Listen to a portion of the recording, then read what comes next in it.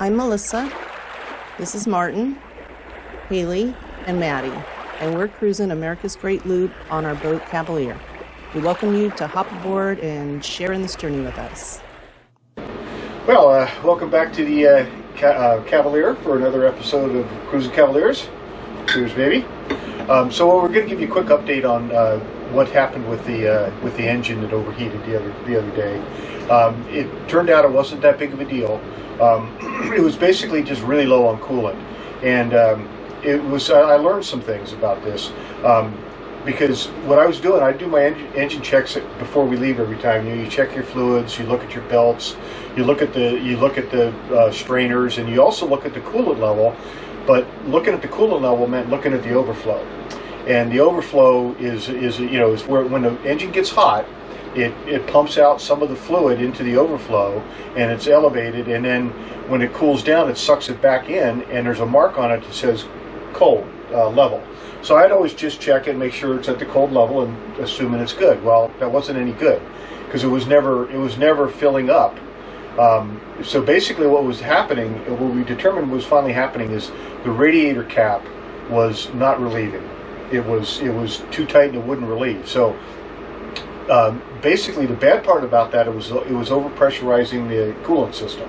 So I needed to get another radiator cap, and that was probably what was pushing the coolant out through whatever leak it could. As it would get pressurized, it would find a way and leak out. And so basically what we were doing, we were just slowly draining the coolant out, and I didn't know that. So I'm changing the way I'm looking at things now. Is I'm going to look at it hot to make sure that it's elevated, and then look at it in the morning again when it's cold, and that'll tell me it's going up and down. We got plenty of coolant. And I also determined that I can reach in there. It's really tight under there. I think we took a little shot of the video, but I can reach my hand in there and I can get to the cap and undo the cap and then feel in there now too. I didn't think I could do that before because it's really tight, but I can. So bottom line, we ended up getting another radiator cap. I didn't get the right one. We got the one on order from Cat because I want to put the right one on there that's for sure the right pressure and everything else like that. But we can get by for the next week or so until that cap comes in. So I think we're good. So it ended up not being a huge deal. Yeah, it wasn't that. Yeah, we were very relieved. We were very, very relieved. So we're good to go. We're going to go ahead and leave tomorrow. Yep. And but it's good, pretty good. So I think we're doing good there. We're good to go. Yeah, we're good to go. We're going to go down. Tomorrow we'll head down to Paris Landing, start making our way on up to Chattanooga. Yep. So anyhow, thanks for coming along. Another episode of Cruising Cavaliers. Cheers. Happy trails. All right. This is my engine room down here. We have twin Caterpillar 3126s turbos rated at 450 horsepower apiece. And what I'm doing down here right now is changing a radiator cap. As you can probably see, it's way back right there. And it is really tough to get in here. I can actually get it without pulling the hatch directly above, which is very, very nice. But you can see there's not a lot of room down here. Everything is pretty carefully shoehorned in. There's our generator right there in front of me. Tanks back there, batteries, inverter, all kinds of stuff is down in here. Anyhow, this is my engine room down here. A little Fireboy, the fire safety suppression system right in front of us there. Anyhow, this is when I come down here. Before everything, I do my engine checks, and it's looking at all the fluids and stuff like that. I look at my strainers right here. I can see shine a light through them and see that there's nothing in there. And that right in front of you, right there, that's the overflow for the radiator, and that's been the problem right now. Is that radiator, when it's hot, that level should go up, and then when it's cold, it goes back down to where it is now. The problem was I was only checking it in a cold position, and evidently the radiator cap wasn't allowing it to vent, and it was overpressurizing the coolant system, and it wouldn't overflow. So it was actually just pushing the coolant out. So that's why we lost our fluid. slowly probably. So anyhow, what I'm doing now is I'm replacing the cap. We're going to run the engines, and then I'm going to hopefully, when it gets warm, I'm going to see that it's overflowing now into that reservoir, and then in the morning it should be cold again. So basically, I'll change my routine to I'll start looking at it when it's hot also to make sure that it's up. Because if it goes up when it's hot and goes back down to cold when it's cold, you know you got your proper amount of fluid in there. So anyhow, check back later. Bye. Okay, so now we got the radiator cap replaced, and I'm going to go ahead and start the starboard engine, and we'll let it warm up.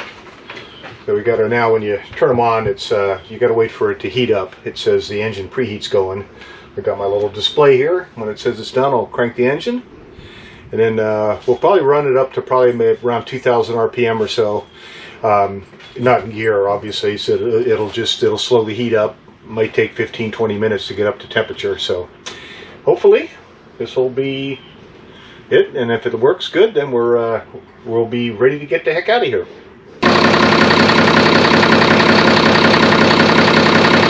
That's good. Then do your stuff.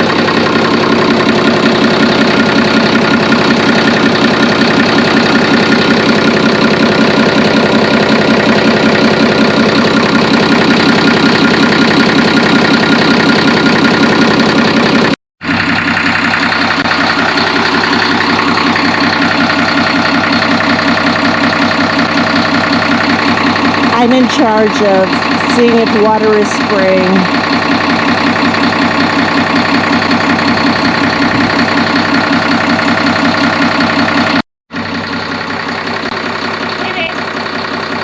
Hey, Haley.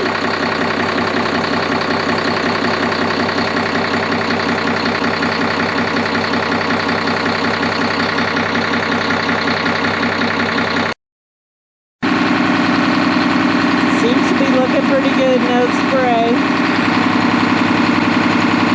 Marty's put it up all the way up the RPMs.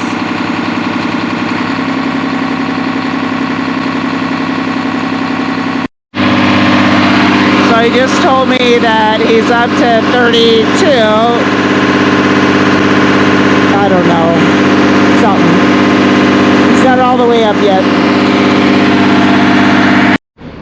So this is take 2 of leaving Green Turtle Bay. This is just a sea trial, I guess you call it. Yep. Just making sure our engines are in tip-top shape. We're gonna go out for a little bit and come right back.